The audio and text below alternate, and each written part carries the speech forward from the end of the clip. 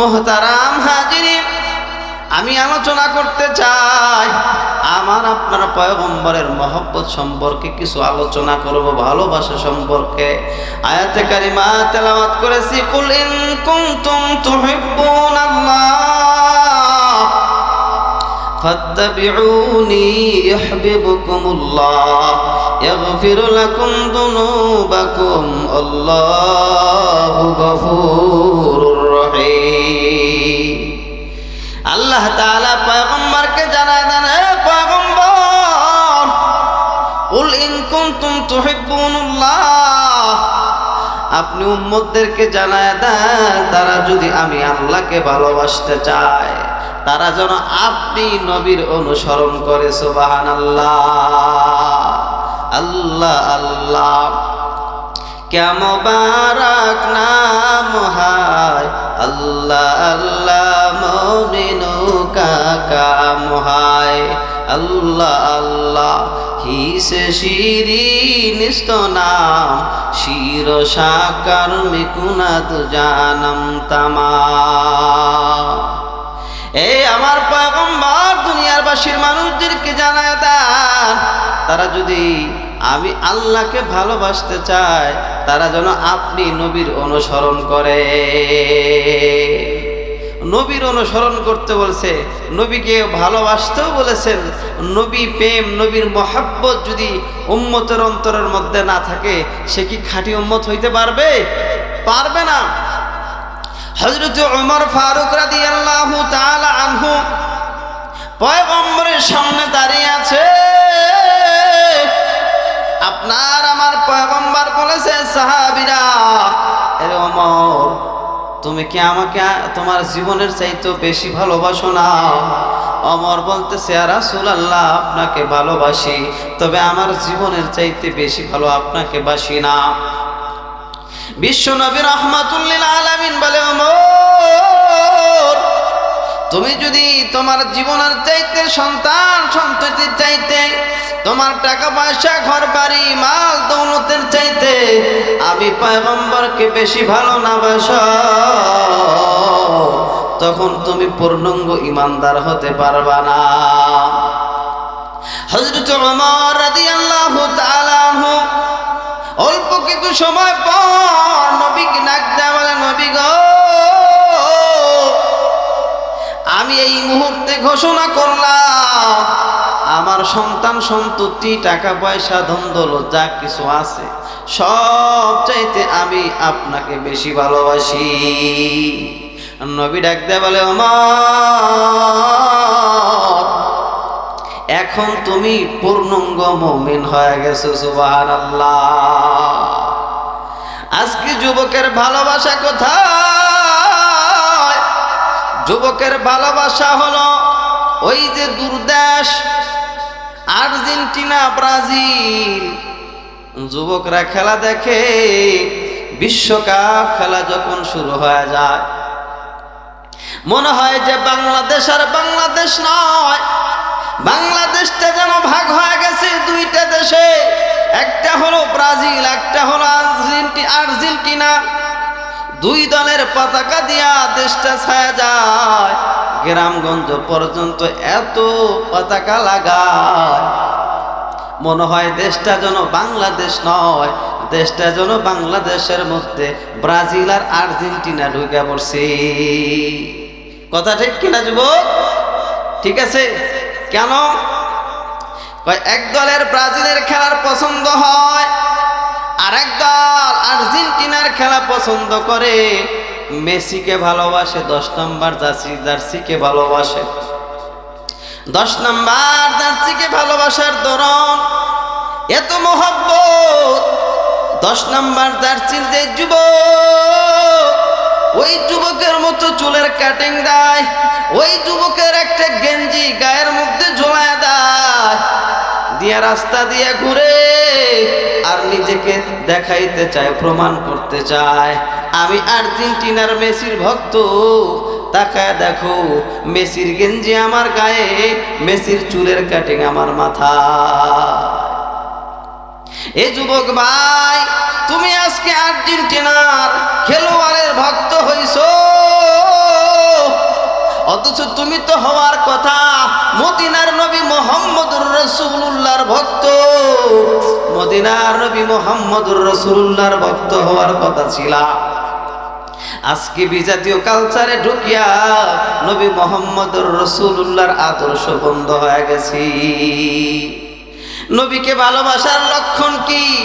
লক্ষণ, তুমি যদি এক বন্ধুকে ভালোবাসো, দেখবেন দুইজন বন্ধু যদি থাকে, একজন যেই শার্ট পরে আর একজন সেই কালারের শার্ট পরে, একজন যেই কালারের প্যান্ট পরে আর একজন সেই কালারের প্যান্ট পরে, একজন যেই কালারের জুতা কেনে আর একজন সেই কালারের জুতা কেনে।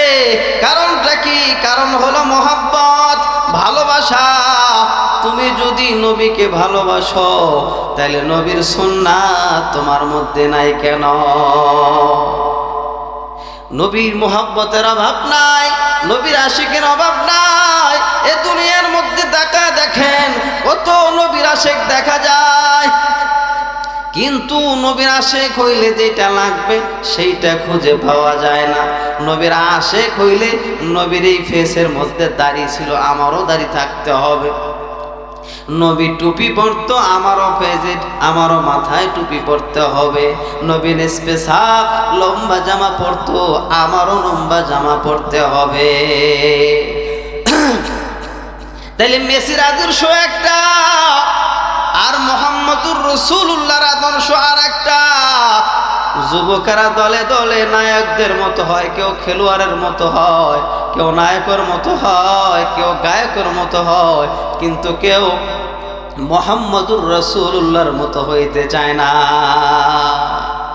এই যুবক কান লাগায়া শোনো, তুমি মেসির ভক্ত হও, তুমি সাকিব খানের ভক্ত হও, তুমি খেলোয়াড়ের ভক্ত হও, গানের ভক্ত হও, হাসরের ময়দানে তোমার কোনো কাজে আসবে না। এই মেসিরেও খুঁজে পাওয়া যাবে না, নেতাদেরও খুঁজে পাওয়া যাবে না, নায়করেও খুঁজে পাওয়া যাবে না, গায়করেও খুঁজে পাওয়া যাবে না।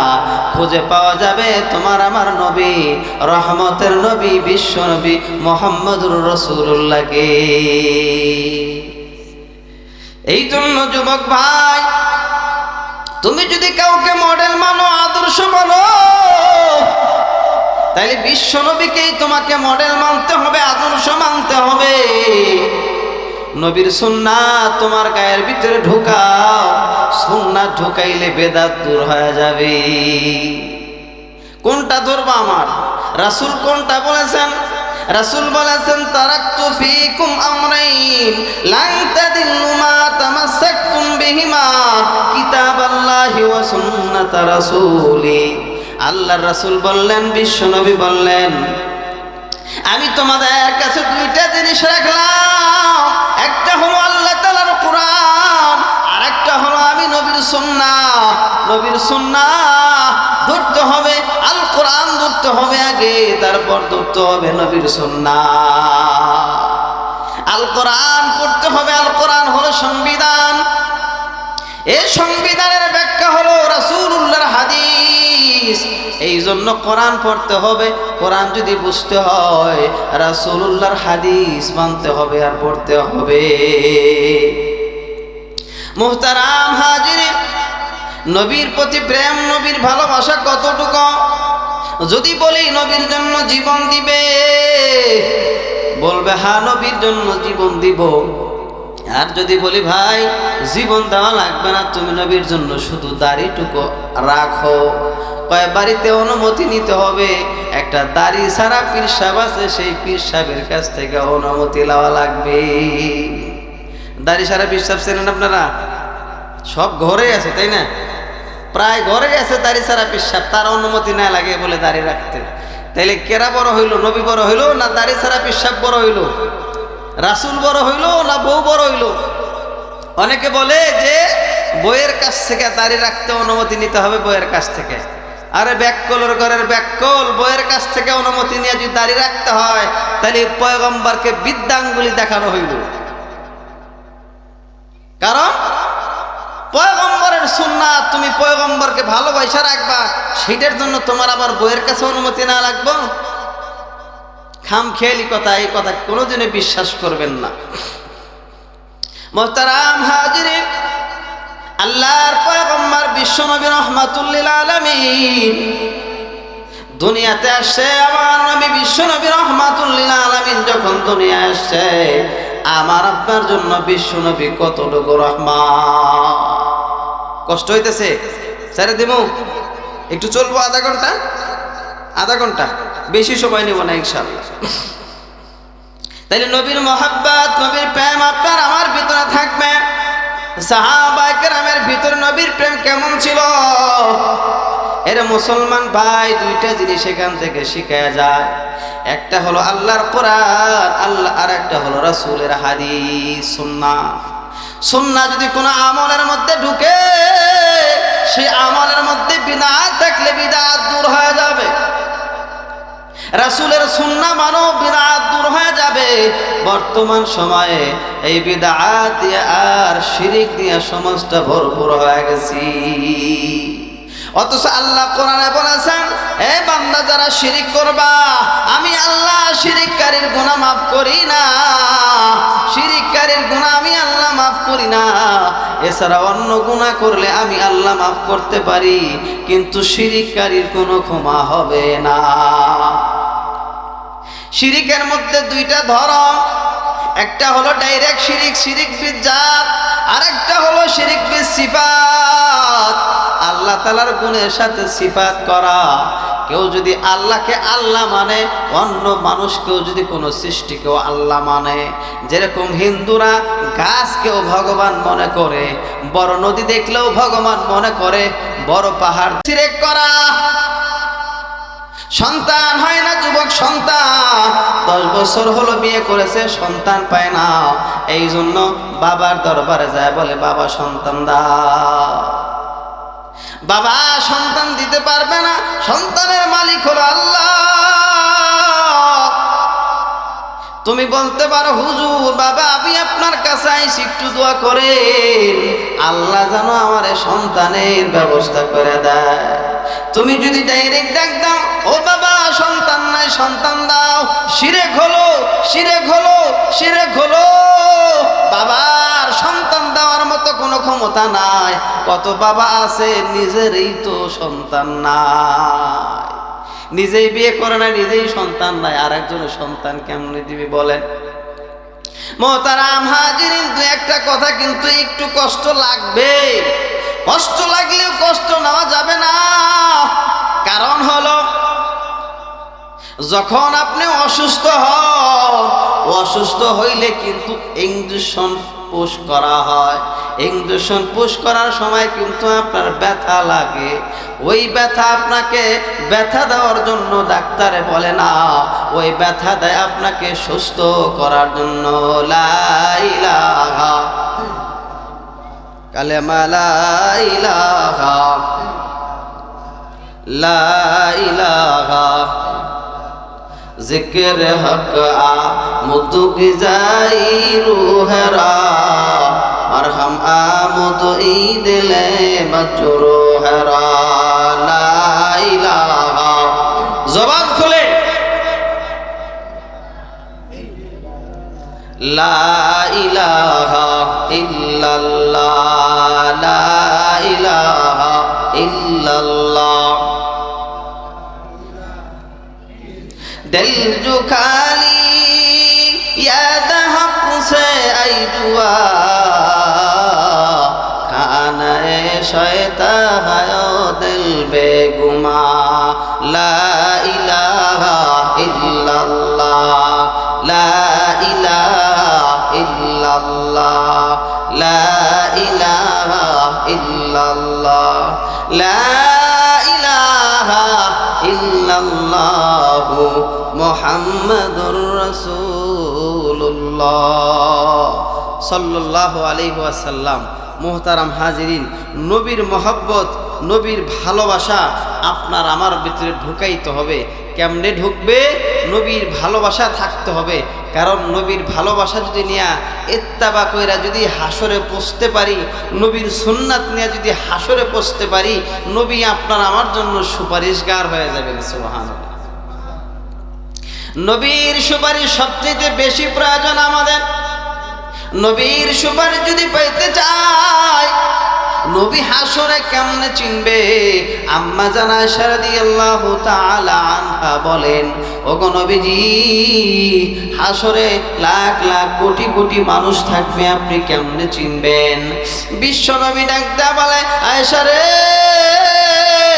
হাসরের ময়দানে কোটি কোটি উম্মত আমার থাকবে, তারপরও আমি তাদেরকে চিনতে পারবো। কারণ হলো, আমার যারা উম্মত থাকবে, 5 ওয়াক্ত নামাজ যদি দুনিয়াতে পড়ে, 5 বার ওযু করে, ওযু করার দরুন হাসরের ময়দানে প্রত্যেক ওযুর অঙ্গগুলো ঝলমল করতে থাকবে। আমি আল্লাহর রাসূল, আমি আল্লাহর হাবিব, এই ঝলমল অঙ্গগুলো দেখে আমি বুঝতে পারবো এটাই ছিল আমার উম্মাহ। তাহলে কি করতে হবে? নবী যদি চিনতে চাই, নবীজিকে চিনাইতে চাই, তাহলে কি করতে হবে? নামাজ পড়তে হবে। নামাজ পড়লে, ওযু করলে এই ওযুর অঙ্গগুলো হাসরের ময়দানে ঝলমল করবে। আপনার আমার নবী চিনতে পারবে এইটা আমার উম্মত ছিল। সুবহানাল্লাহ। ইসলামের বুনিয়াদি কাম হলো 5টা। বুনিয়াল ইসলামু আলা 5 শাহাদাতি আল্লা ইলাহা ইল্লাল্লাহ। ইসলামের মূল ভিত্তি হইল 5টা। 1 নাম্বার ভিত্তির নাম হইল কালিমা। কালিমার এত দাম, এত দাম, 7 আসমান জমিন যদি 1 পাল্লায় তোলা হয়, আর কালিমা যদি আর 1 পাল্লায় তোলা হয়, তাহলে দেখা যাবে কালিমাওয়ালা পাল্লার ওজন বেশি হবে। কালিমা এত ভালো, এত ভালো, নবী বলেছে, মান ক্বালা লা ইলাহা ইল্লাল্লাহ ফাদাখালাল জান্নাহ, যে লা ইলাহা ইল্লাল্লাহ পড়বে সেই বান্দা জান্নাতে ঢুকে যাবে। সুবহানাল্লাহ। এক সাহাবী বলে, আমি আর রাসূল এক ঘোড়ায় চড়েছিলাম। আল্লাহর রাসূলের মধ্যে আমার মধ্যে মাত্র 6 আঙ্গুল পার্থক্য ছিল। নবী বললেন, মান ক্বালা লা ইলাহা ইল্লাল্লাহ ফাদাখালাল জান্নাহ।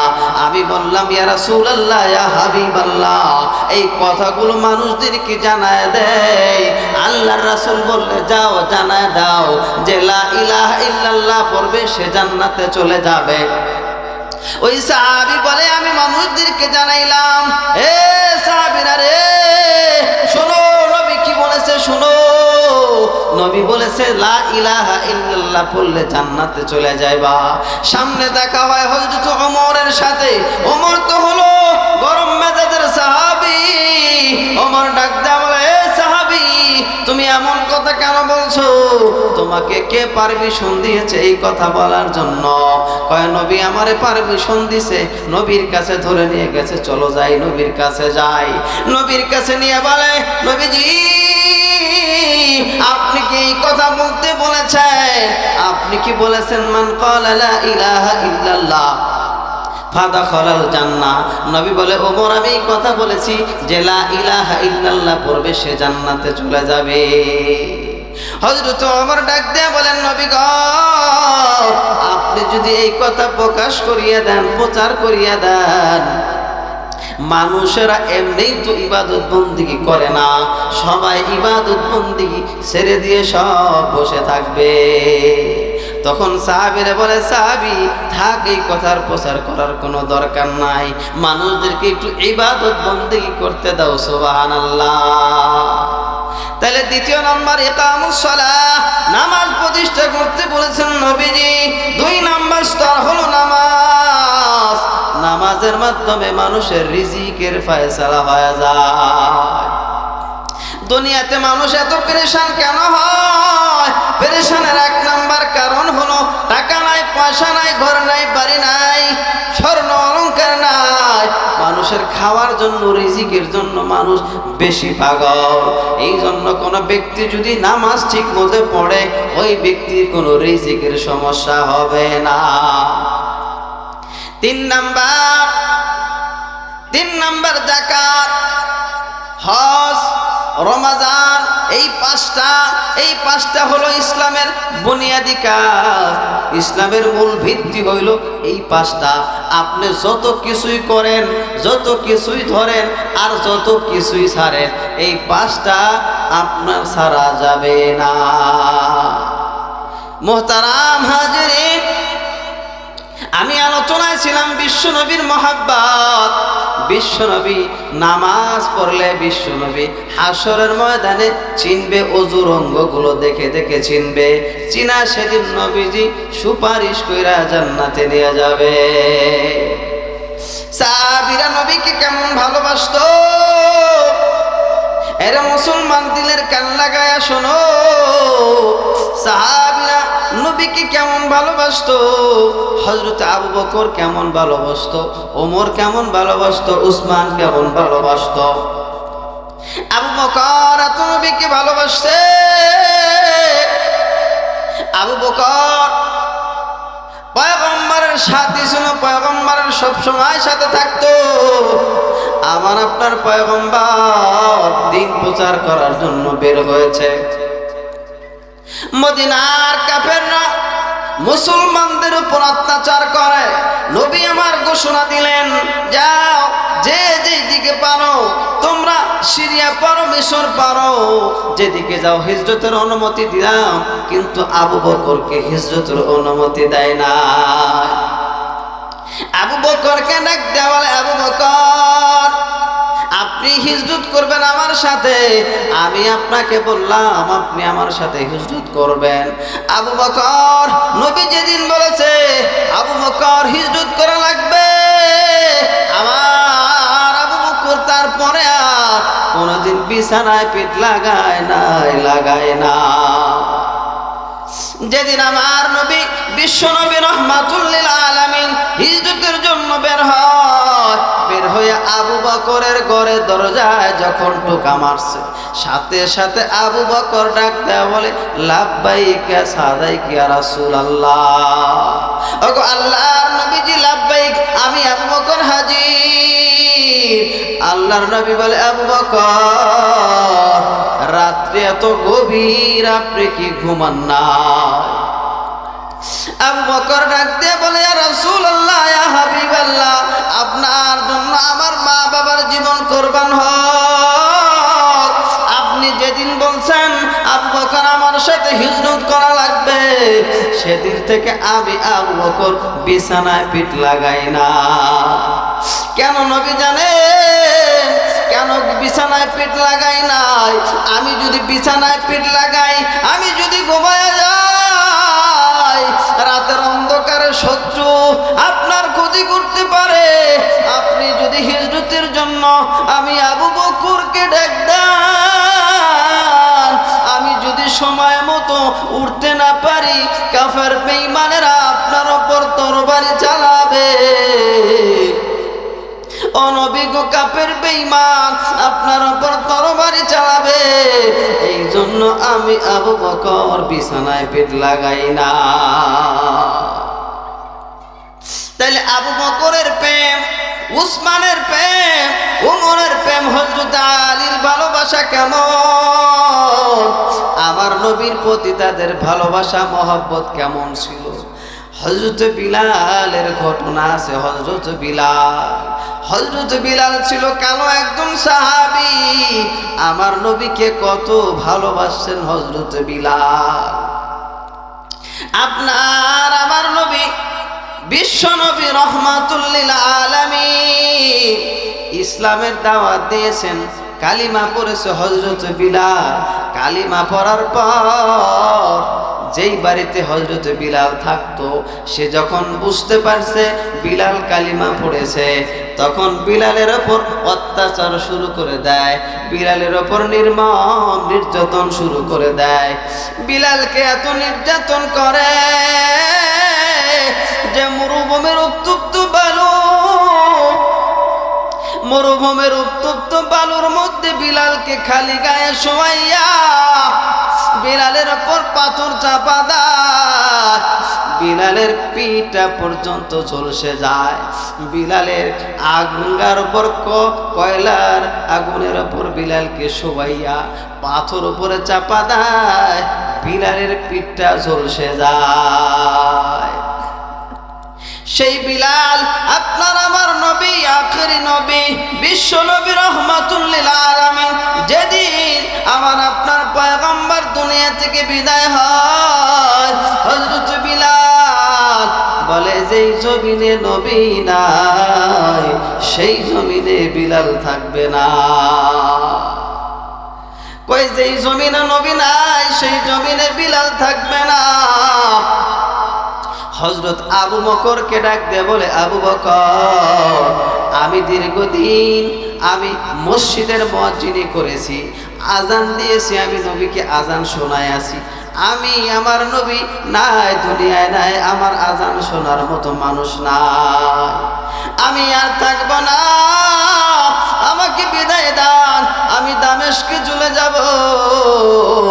হযরত আবু বকর বলে, এ বিলাল, তোমার যাওয়া যাবে না, তুমি পয়গম্বরের সাহাবী আর তুমি পয়গম্বরের মুয়াজ্জিন, পয়গম্বরকে যেইভাবে আজান শোনাইছো আমাদেরকেও সেইভাবে আজান শোনানো লাগবে। হযরত বিলাল ডাকতে বলে, আবু বকর, এই জমিনের মধ্যে আমার আজান আমার পয়গম্বর ভালোবাসছে, আমি পয়গম্বরকে আজান শোনাইছি, আমার পয়গম্বর নাই, আমার আজান শোনার মতো মানুষ নাই, আমি আর এখানে থাকবো না। হযরত বিলাল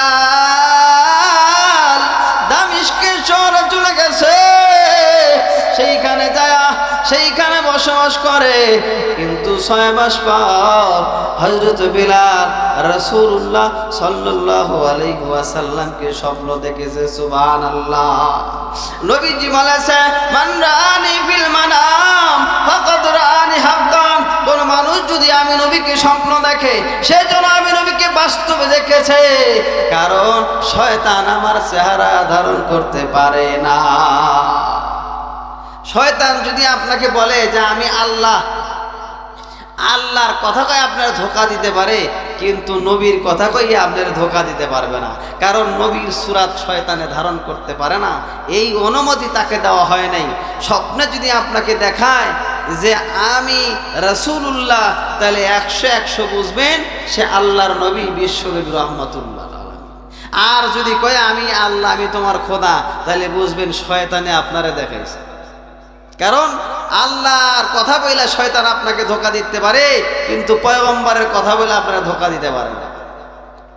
তো হযরত বিলাল ঘুমের ঘরে স্বপ্ন দেখছে, বিশ্বনবী রাহমাতুল লিল আলামিন ডাক দেয়া বলে, বিলাল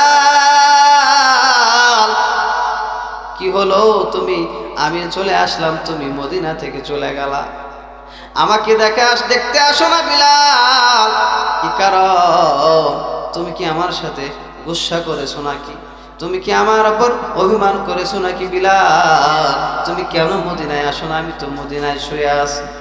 হযরত বিলালের যখন ঘুম ভাঙছে, ঘুম ভাঙার পর বিলাল চিন্তা করলো, কি দেখলাম, আমার নবীকে কেন স্বপ্ন দেখলাম, নবী আমারে ডাকতেছে, মদিনায় যাইতে বলতেছে, কারণটা কি, আমি তো অবশ্যই মদিনায় যাব, কারণ নবী যখন আমারে ডাকতেছে আমি তো অবশ্যই যাব।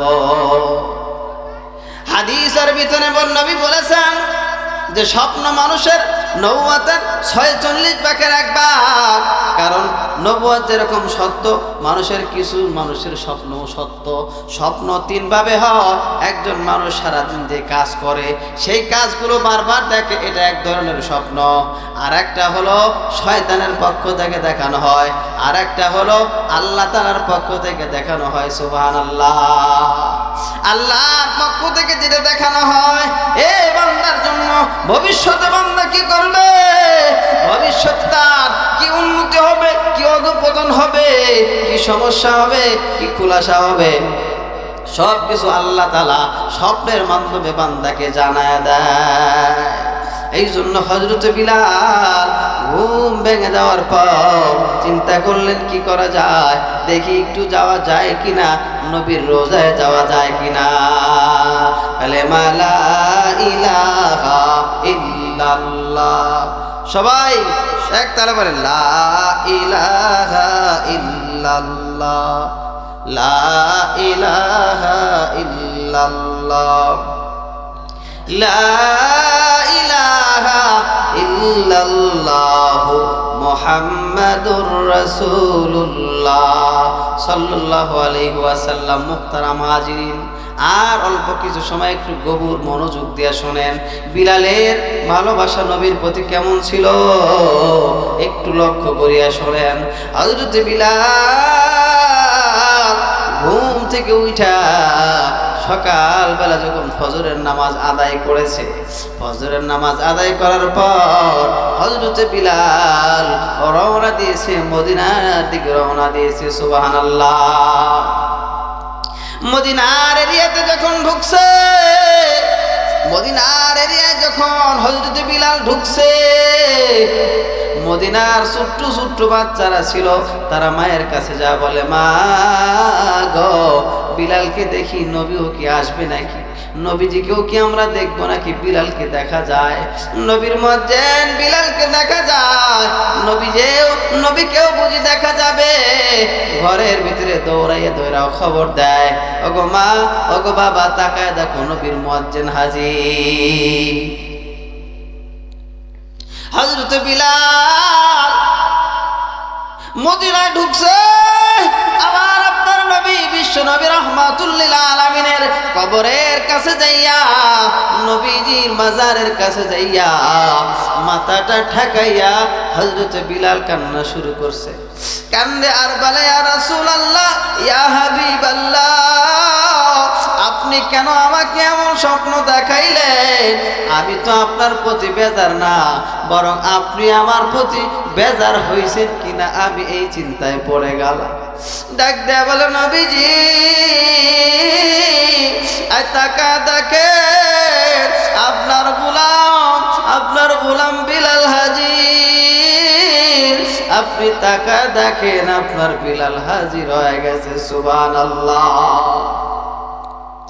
হযরত বিলালকে দেখিয়া ময়দানের ভিতরে মদিনাতে একটা রোল পড়া গেছে। দেখো বিলাল, নবীর মুয়াজ্জিন বিলাল মদিনায় ঢুকছে।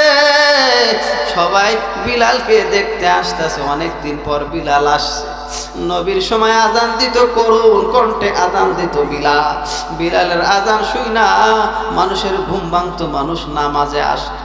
অনেকদিন পর বিলাল যখন মদিনায় ঢুকছে, বিলালের পিছে পিছে মানুষ ঘুরে। এবার আজানের যখন সময় হয়, অনুরোধ করে, তাহলে বিলাল একটু আজানটা দাও না, তুমি আজান দাও, অনেক দিন ধরে তোমার তো আজান শুনি না, নবী ইন্তেকালের পর ও বিলাল কখনো তোমার আজান আর শুনি না।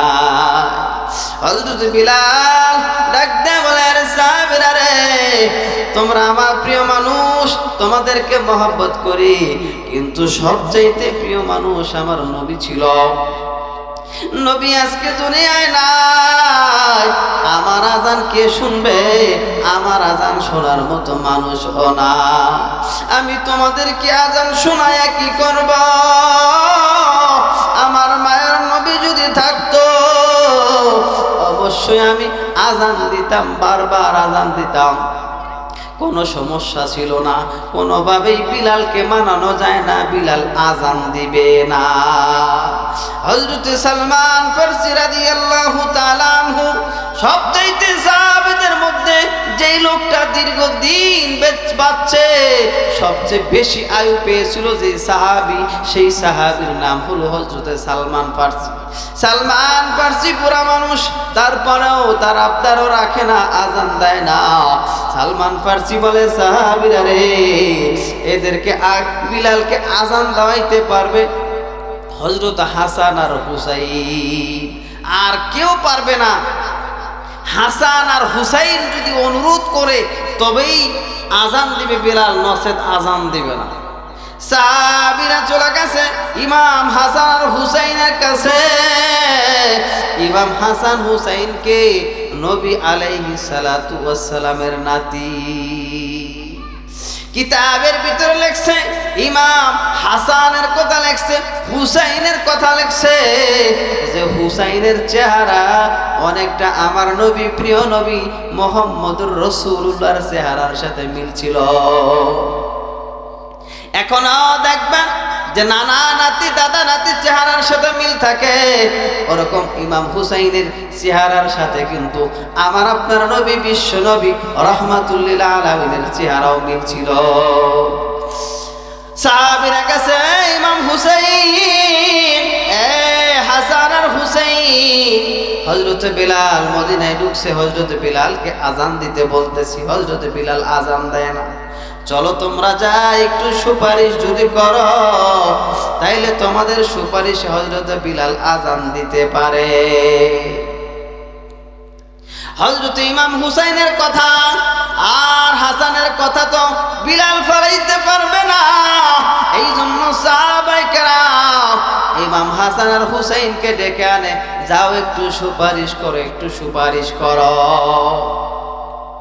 ইমাম হুসাইন সুপারিশ করতেছে, ও চাচা বিলাল, ওগো নবী, আমার নবী, আমার নানা জানের মুয়াজ্জিন বিলাল, আপনি একটু আজান দেন, আপনি আজান শুনবো, আপনার আজান শুনবো, পুরা মদিনাবাসী আপনার আজান শুনবে, একটু আজান দেন না।